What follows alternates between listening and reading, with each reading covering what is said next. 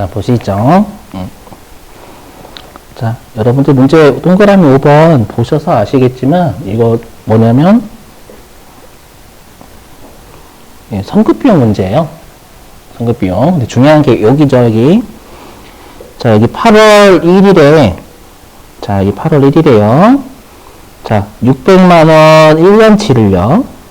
1년치를 지급하고 전액 비용 처리하였다. 이게 핵심이에요. 그러면 여기에서 우리가 8월 1일이 먼저잖아요. 그죠? 8월 1일 날 어떻게 처리를 한 거냐면 회사가 우리가 원샷으로 냈을 때는 여러분 선급비용 처리할 수도 있는 거죠. 근데 선급비용은 성격이 뭐예요? 자산부채 자본수익 비용 중에 선급비용. 똑똑. 선급비용 성격이 뭐예요? 자산이에요? 선급비용. 선급금이 자산이잖아요. 선급. 먼저 지급하면 나중에 무언가를 받을 권리가 생겨요. 그렇죠? 여러분들이 만약에 하숙집에다가 1년치 하숙비 먼저 내보세요. 그러면 하숙집 아주머니 진짜 좋아하실걸요? 그렇죠? 그러니까 내가 먼저 내면 그만큼 여러분 뭔가를 주장할 수 있는 권리가 생겨요. 그렇죠? 1년치 다 냈는데요? 막 이렇게. 좀 약간 갑질이라고 하죠? 그렇죠? 그래서 선급 들어가는 계정 과목은 무조건 자산이에요. 근데 회사가 비용 처리했으니까 이때는 보험료 처리한 거죠? 계정 과목은 보험료라는 비용으로 12개월 처리한 거예요. 8월 1일 날. 8월 1일에. 처리했고, 그 다음에 선급비용이라는 게 자산이잖아요. 외워주셔야 돼요. 선급비용 자산이라는 거 안 외우시면 선급비용 문제 풀기 힘들어요. 연계월이라고 할게요. 연계월. 이렇게. 자, 그랬다가 이제 12월 31일이 됐어요. 보험료, 우리 10월 31일이죠, 무조건? 자, 보험료 몇 날로부터 몇 개월 경과예요? 계산하시면. 5개월이에요. 5개월? 8, 9, 10, 11, 12 이렇게. 손가락 하시면 돼요. 여러분들. 혹시 헷갈리시면. 그러면 보험료 1년치 낸 날로부터 5개월 지났죠? 그럼 5개월치는 제때 낸 보험료에 아니에요? 맞죠? 제때 낸 거죠, 여러분들. 맞죠? 그래서 이때 보험료라는 비용이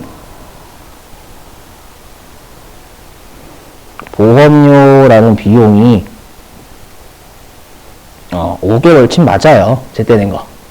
그럼 반대로 얘기하면 그냥 나머지 내년도 7개월치 남았죠?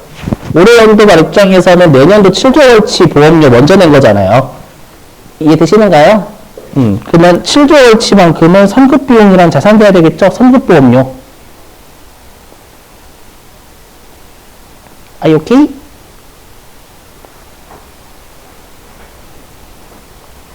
올해 연도 말 입장에서는 아직 7개월의 비용 남았잖아요. 보험료 남았죠?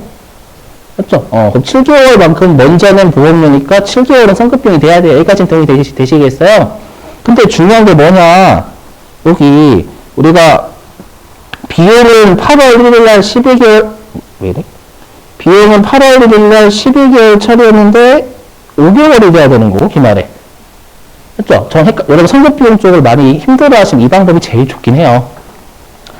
선급비용을 처음에 처리 안 했는데 올해 연도 말에 선급비용이 7개월이잖아요. 또 이렇게 화살표 되게 만드시면 돼요. 그럼 어떻게 돼요? 여기 보험료라는 비용은 12개월에서 5개월이 돼야 되니까 7개월 줄죠.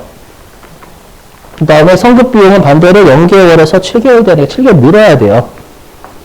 계산하시면 아마 얘가 350만 원이니까 7개월이면 한 달에 50만 원이죠. 12로 나누시면. 그렇죠? 그럼 7개월이면 350이 됩니다.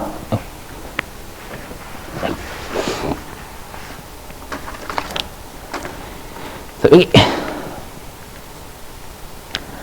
그래서 대변에 500번대 공장 보험료라고 500번대 비용을 7개월을 취소한 거예요. 대변으로.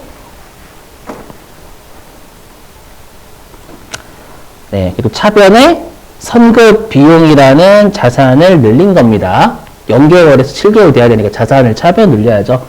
그리고 우리 선급 비용이나 이런 것들은 거래처 안 꺼셔도 돼요. 채점 대상 아닙니다. 그렇죠? 원래 실제 업무 하실 때는 요거 거시는 게 맞지만 우리 시험은 이거 채점하지 않아요. 그렇게요. 그래서 혹시라도 여러분들 선급비용 산수수익 문제 나오면 꼭 반드시 처음에 뭐로 처리했니 꼭 보세요. 그거랑 또 연관되어 있는 게 동그라미 6번이에요. 동그라미 6번. 자, 동그라미 6번 하실게요. 동그라미 6번 120페이지네요. 동그라미 6번 120페이지고요. 시간 똑같이 4분 30초 드릴게요. 자, 동그라미 6번 부탁드려요.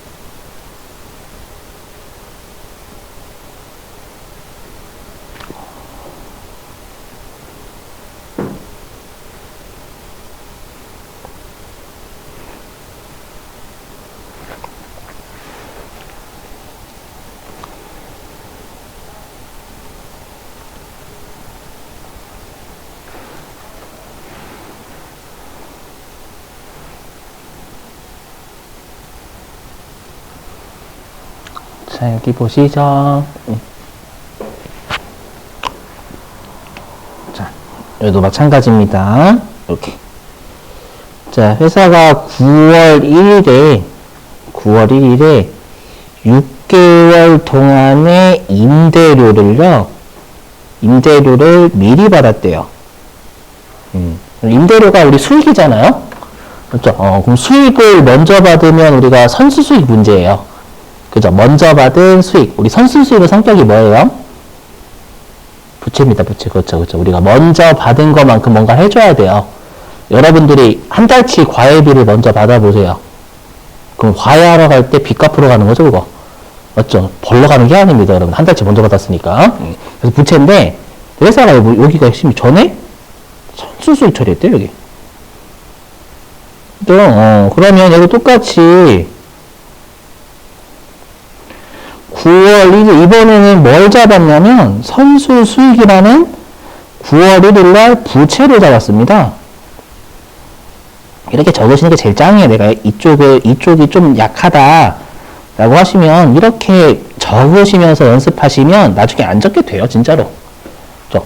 6개월 반대로 임대료라는 수익 안 잡았죠? 맞죠? 전부 다 선수 수익으로 잡았어요. 수익으로는 아무것도 안 잡았어요. 이렇게 할게요. 그냥 X라고. 이렇게. 자, 근데 이제 12월 30일이 됐습니다.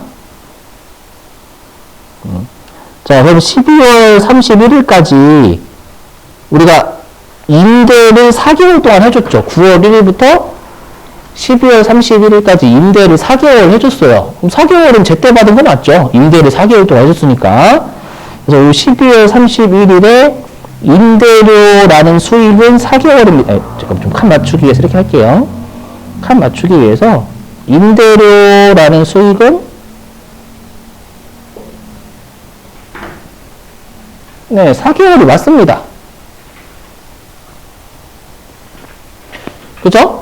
그리고 생각해보시면, 아직, 여기, 우리, 지금 여기 딱 따져보세요. 2022년 12월 지금 31일이잖아요. 그죠? 그럼 아직 2023년도 2개월치는 올해 연도말 입장에서 먼저 받은 거죠.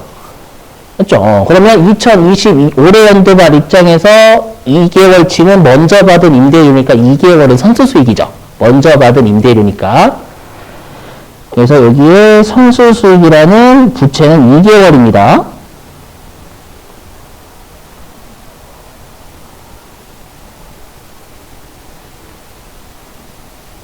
이렇게 돼요. 근데 핵심이 뭐냐면 9월 1일이 1번, 9월 1일 1번, 12월 30일이 2번이죠. 순서가. 그러면 선수수익은 6개월에서 2개월. 그렇죠. 6개월에서 2개월이니까 선수수익은 4개월이 감소가 돼야 됩니다. 동의되세요? 4개월이 감소. 그 다음에 임대료라는 수익은 안 잡았다가 기말에 4개월이 임대료라는 수익이 잡혀야 되기 때문에 임대료라는 수익은 4개월이 늘어야 돼요. 이렇게 적으시는 게 제일 좋아요. 세무일급이 시간이 그렇게 모자라는 시험은 아니거든요. 그렇죠. 이렇게 잡으시면 돼요.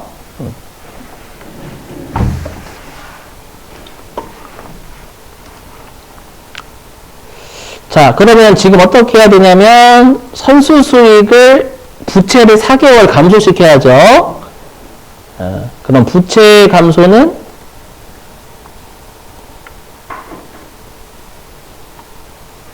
차변입니다. 얘도 거래 잠그셔도 돼요. 그럼 4개월이면 여러분들이 360만원 나누기 6 하면 그게 한 달치죠. 60만원. 그 4개월치 하시면 240만원입니다. 선수 수익을. 그리고 여기 임대료 같은 경우에는 4개월 늘려야죠. 여기요. 4개월을 늘려야 되니까 240만원만큼 임대료라는 수익을 대변을 늘리는 거예요. 이렇게.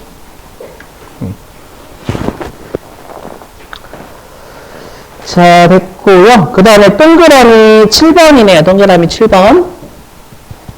동그라미 7번은 43페이지. 한번 갑니다.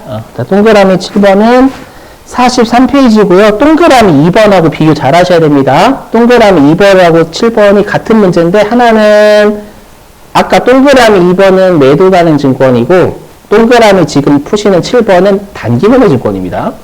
요 둘 비교 잘 하세요, 여러분들. 자, 시간은 똑같이 4분 드려볼게요.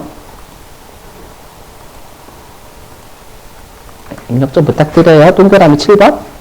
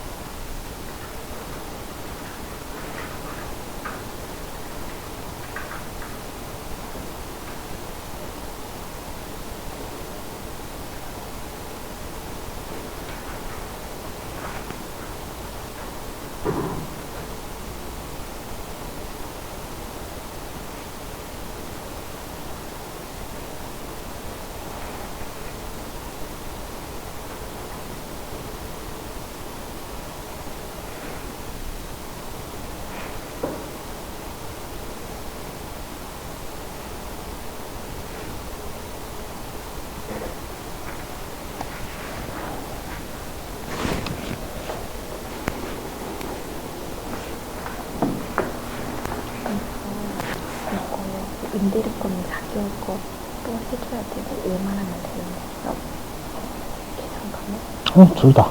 임대료. 네, 대변 임대료 잘하셨는데? 네? 4개월 직권. 이건 내비치고 이것만 계산 가면 아니죠, 둘 다 해야죠. 얘를 얘로 만들고, 얘로 얘로 만들고. 얘가 얘인 거잖아. 아니죠. 얘가 얘인 거고. 부채는 4개월 줄인 거고. 네. 얘가 얘예요. 네. 아래 거는 임대료 빵개월 잡고 4개월 얘가 얘인 거죠, 대변. 그렇지.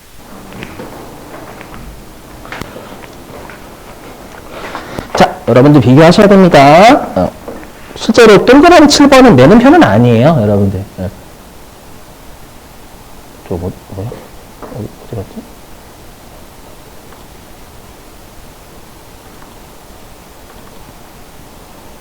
깜짝이야.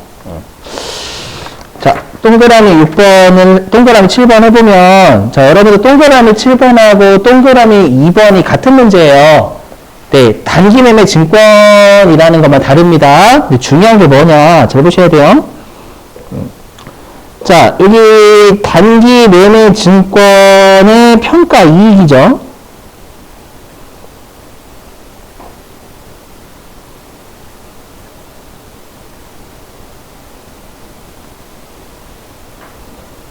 그럼 단기 매매 증권 평가 이익의 성격이 뭐예요?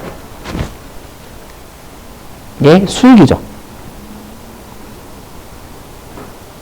왜 수익이냐면, 여러분, 단기 매매 증권 단타 하시는 분 생각해, 단타. 그럼 단기매매증권은 평가하자마자 곧 바로 처분하시는 분들이 많죠. 그죠? 우리 아까 삼성전자 매도 가능 증권이야 장기 투자니까 예, 평가하면 바로 처분하시는 분들이 아니고 장기간 가지고 있잖아요. 그러니까 미실현된 손실이나 이익이 맞는 거예요. 매도 가능 증권의 평가 이익이나 손실은. 이해되세요? 하지만 단기매매 증권은 단타하시는 분들의 평가예요. 그분들은 평가 이익이라든 손실이라든 곧바로 현금화시키는 분들이에요. 바로. 이해되세요? 그래서 뭐라고 하냐면 단기매매 증권 평가이익은 실현된 것으로 본다 이렇게 되어 있습니다. 그 말은 이 단기매매 증권 평가이익은 얘는 2월이 되지 않아요. 수익이기 때문에 이미 실현돼서 여기서 끝났어요. 미실현된 게 아닙니다. 단기매매 증권 평가이익은.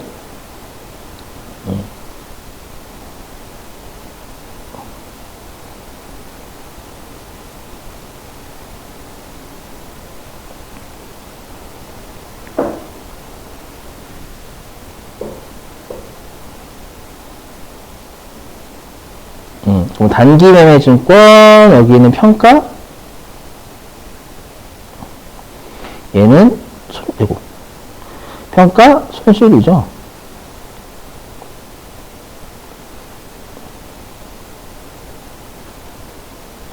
요 회계 처리만 하는 거예요. 이거. 아까 했던 잘 들어보세요. 이것도 중요해. 나중에 이제 실기할 때 여러분 단기매매 가능 증권 평가 이익하고 손실이 서로 간에 상기한 이유는 뭐냐면 장기 투자니까 장기 투자면 평가 이익이나 평가 손실은 정말 실현되지 않았기 때문에 계속 2월이 되는 거예요.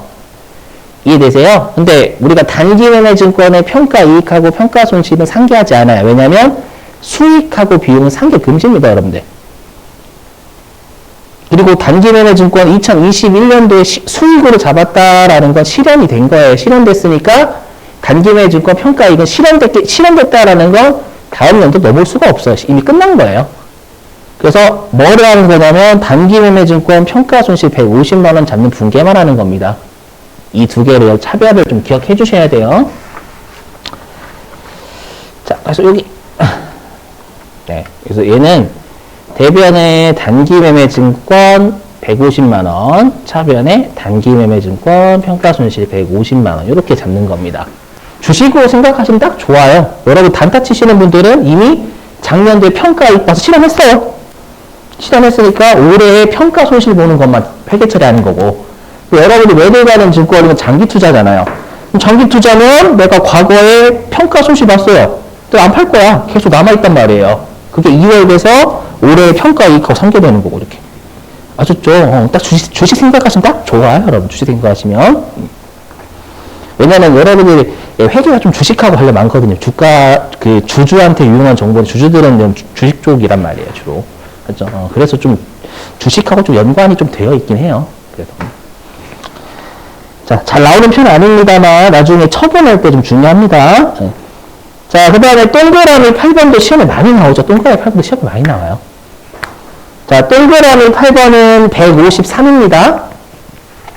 동그라미 8번은 153페이지고요. 시간은 4분 드릴게요. 4분 30초?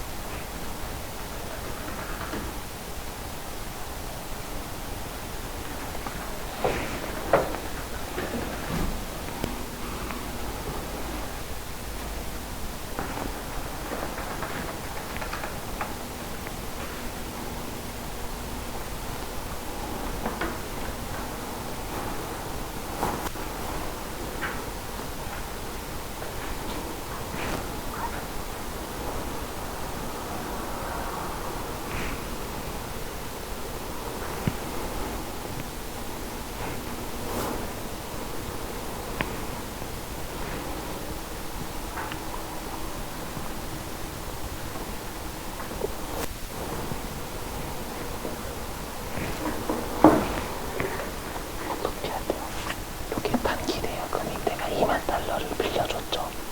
대여금이니까. 근데 이게 올해 연도 말에 달러당 1,300원으로 평가가 되는 거예요.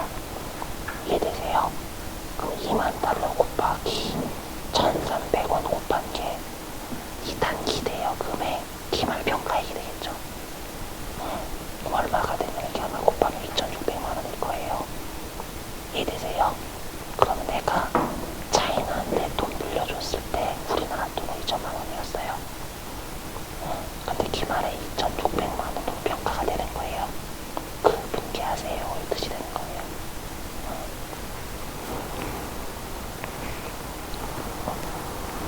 틀은 잘 잡으셨어요. 응? 근데 단기 대여금이 60만 원이에요. 2,600인데? 2만 달러, 2만 달러, 2만 달러. 2,000달러로 했어, 2,000달러.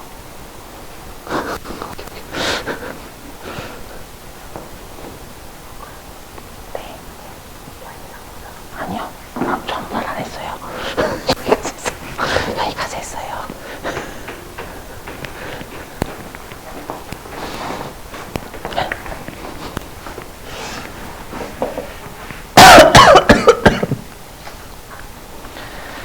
자, 보시죠, 여러분들.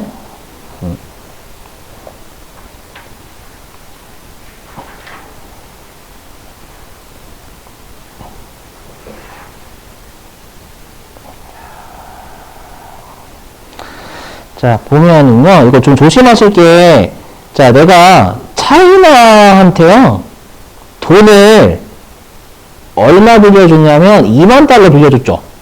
언제 빌려줬는지 몰라요. 해석하실 때 2만 달러를 빌려줬는데 그 빌려줄 당시에 환율이 달러당 1,000원이었던 거예요. 내가 2만 달러를 차이나한테 빌려줬고요. 그 빌려줄 당시에 환율이 달러당 1,000원이어가지고 얘가 이 2천만 원이 빌려줄 당시의 금액이 돼. 우리나라 금액이에요. 왜냐면 여러분이 이거 오해하시면 안 되는 게, 자, 보세요, 여기 12월 31일 현재 환율은 달러당 1,300, 이게 리얼 찐 환율이에요. 기말의 환율이 달러당 1,300원이 돼 있죠. 근데 어떻게 됐어? 내가 당초에 여기 2만 달러를 빌려줬죠. 근데 이게 기말에 달러당 1,300만 원, 1,300만 원이다. 달러당 1,300원으로 평가가 되는 거잖아요.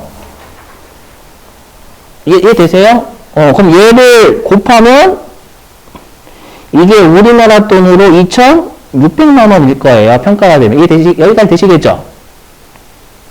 그럼 어떻게 되나요? 빌려줄 당시에는 2천만 원이었던 단기 대여금이 기말에 2,600만 원으로 평가되는 회계 처리하세요. 이 뜻이 돼요. 그죠? 그럼 단기 대여금을 늘려요, 줄여요? 늘려야죠. 2천만 원짜리가 2,600만 원 평가가 되니까. 그죠? 그럼 단기 대여금 자산이잖아요. 그럼 자산을 늘리려면 대변. 그리고 그럼 조심하실 게 단기 대여금 뭐예요? 채권이에요, 채권. 거래처? 걸어야죠. 항상 조심하셔야 돼요. 항상 일반 점표 입력에서 채권채무 거래처 한 거면 난리 나요. 막 이점이 날아가잖아요, 여러분들. 그럼 600만 올려줘야죠, 이렇게. 되셨나요? 그리고, 그럼 조심하실 게 지금 우리가 단기 대여금은 채권이에요, 채무예요? 똑똑, 채권이죠? 그럼 채권이면 받을 거, 갚을 거. 받을 게 늘었어요. 기분이? 안 좋으면 안 돼요. 받을 게 늘었는데 기분이 나쁘면 좀 이상해, 많이. 그럼 기분이 좋다라는 건 이익이잖아요. 평가이익. 그래서 계정 과목은, 근데 외환에 되니까 기말이면 외화, 환산, 이익 적으셔야 돼요. 기말이니까. 외화, 환산이, 이게 아마 153페이지 밑줄 쳐져 있을 거예요. 그죠? 그래서 600만원 이 회계 처리하세요. 이 뜻이 돼요. 이렇게요, 이렇게. 지금 제가 분개 끄는 게 답이에요. 되셨어요? 기말이니까 환산 쓰셔야 돼요, 환산.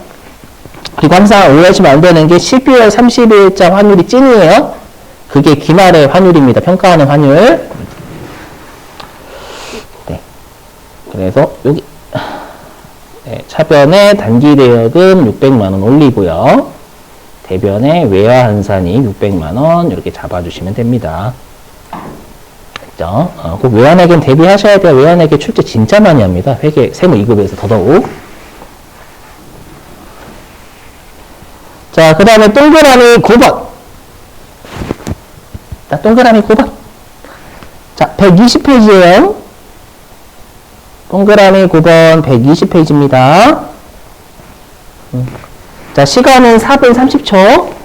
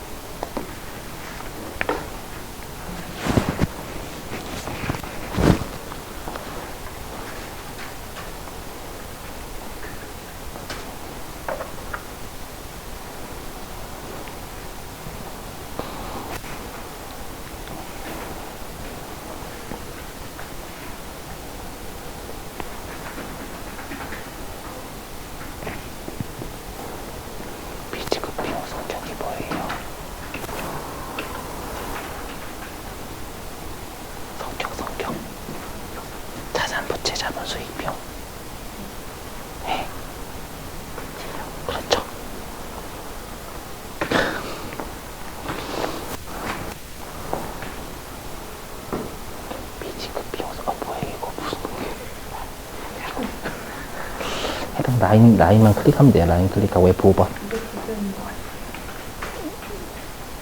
맘인데? 네? 우리 12월 30일자 분기 끊는 건데, 차입금 7월잖아요. 빌린 거잖아요. 근데 우리 지금 결산 문제잖아요. 네. 네. 근데 지금 7월 1일자 분기 끄는 거잖아요, 지금. 아닌가? 이건 안 써요. 이건 우리 시험에 안 나와요. 이거는 자동 결산으로 컴퓨터가 분기 끊을 때 이거 쓰거든요. 안 돼요. 건들면 안 돼요. 무조건 차변 대변해야 돼요. 네, 쓰면 큰일 나요. 네, 5번 쓰면 큰일 나요.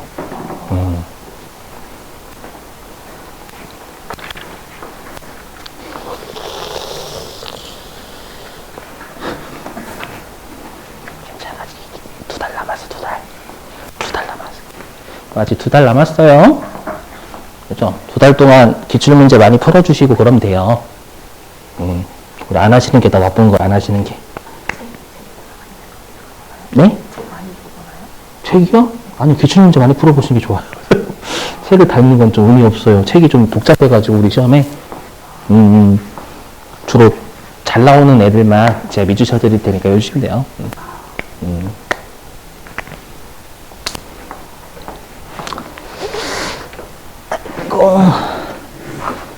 자, 여러분 교재 120페이지 가볼게요. 교재 120페이지. 8점. 120페이지. 그죠?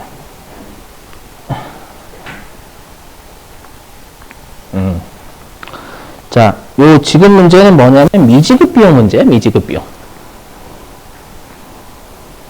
자, 120페이지 오시고, 아이고. 자, 뭐냐면 미지급 비용이요. 요거예요. 뭐냐면 내가 여기 비용이 미지급 비용 일단 여기다가 적어주실 게 부채예요. 조심하셔야 돼요. 비용 아닙니다. 이거 미지급 비용 부채예요. 부채. 왜냐면 미지급자 들어가면 얄짤 없어요. 무조건 부채예요. 지급해야 될 의무가 있으니까. 자, 그럼 이거예요. 비용이 기말에 발생을 했어요. 좀 중요한 게 여러분들 자꾸 회계하실 때 현금주에 쓰시면 안 돼요. 그렇죠? 왜냐면 12월 30일에 나는 주주하고 채권자한테 투자를 받아서 그 돈 가지고 장사하는 장사는 좀 아니다. 그건 개인이니까. 투자를 해서 운영하는 사람이에요. 운영하는 기업이잖아, 기업. 그럼 기업은 12월 31일에 나한테 투자해준 사람한테 수익이 얼마고 비용이 얼마인지 알려줘야 되게 발생주를 써요. 그러면 비용이 지급 시기가 도래하지 않았어요. 하지만 비용은 발생한 거예요. 기말에. 무슨 말인지는 곧 그 사례 가지고 설명한 비용은 발생했어요. 근데 아직 지급 시기는 도래하지 않아서 돈은 안 나간다는 돈은 아직 안 나가. 그래서 아직 장부에 계상하지 않은 거예요.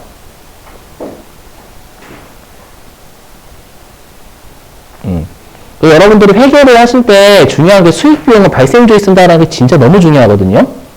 아시죠? 그게 다 주주하고 채권자들한테 정보 제공해야 되기 때문에 그래요. 여러분들도 돈 투자하는 사람이잖아요. 여러분들 투자받은 사람이라고 생각해 보세요. 그들한테 정보 제공해야죠. 그들이 가장 원하는 정보 수익 비용 그쪽이 제일 중요해요. 수익이 얼마고 비용이 얼마인지 기말에 보고해. 맞죠? 그렇게 해야 되는 거니까. 자, 일단 미지급 비용이 부채다라는 거 너무 중요하고요. 그 다음에 사례 가지고 해볼게요. 제가 지금 유인물 가지고 잘 보셔야 돼요. 지금은 틀려도 상관없어요. 틀리셔도 상관없고 문제를 보면 이렇게 해야 되는 거구나. 이 정도 이해하는 게 더 중요해요. 시험 보시기 한 일주일 전까지는. 자, 보니까 요거에 뭐냐면 내가 우리은행한테 요거. 자, 내가 우리은행한테 여기 은행에서 돈을 얼마 빌렸는지 몰라도 7월 1일날 빌렸잖아요, 여러분들. 그죠? 근데 우리는 지금 문제 자체가, 여러분, 진짜 이 문제는 조심하셔야 될 게, 문제가 이렇게 결산 이렇게 실제 출제를 해요. 그럼 이거는 무조건 언제자 공개하는 얘기예요. 2022년 12월 31일자 하세요. 무조건 그거예요. 결산 문제라는 건. 근데 여러분 단기 차익권 건드리시면 그건 여러분들 7월 1일자 공개하시는 거잖아요. 또는 2023년도 갚는날 분기하시는 거고.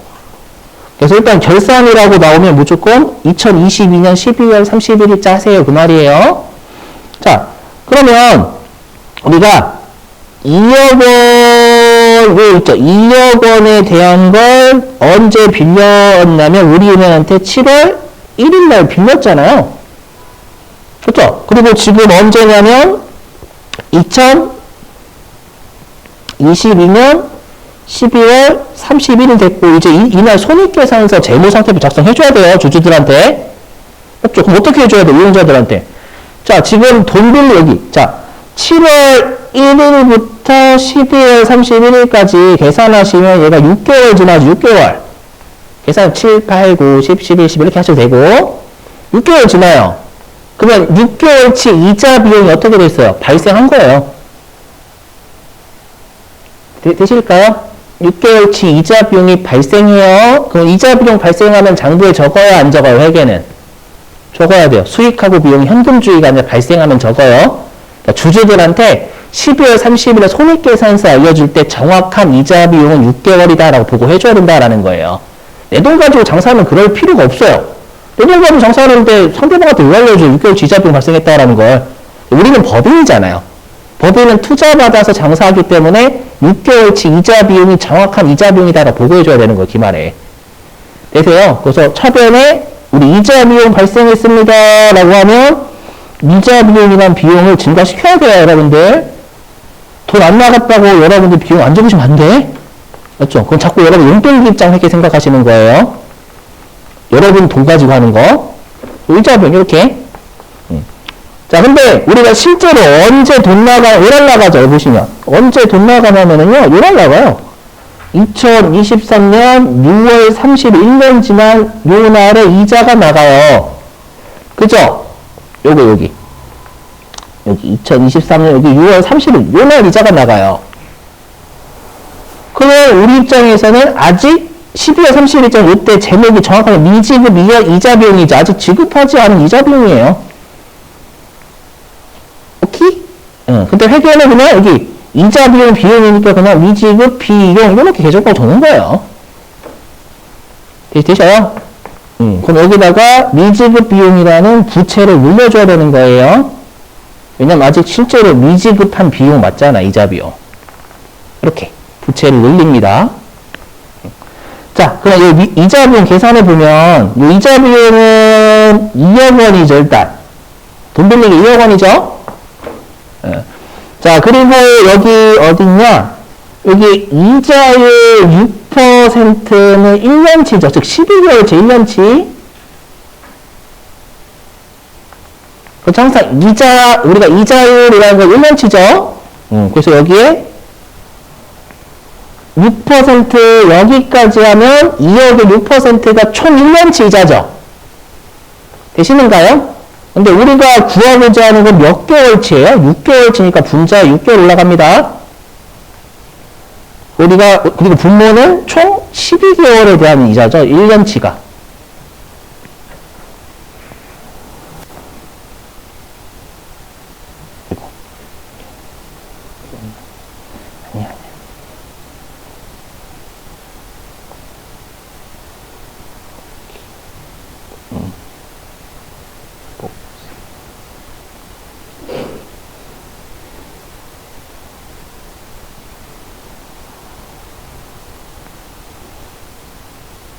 이렇게, 이거 아니구나. 죄송해요.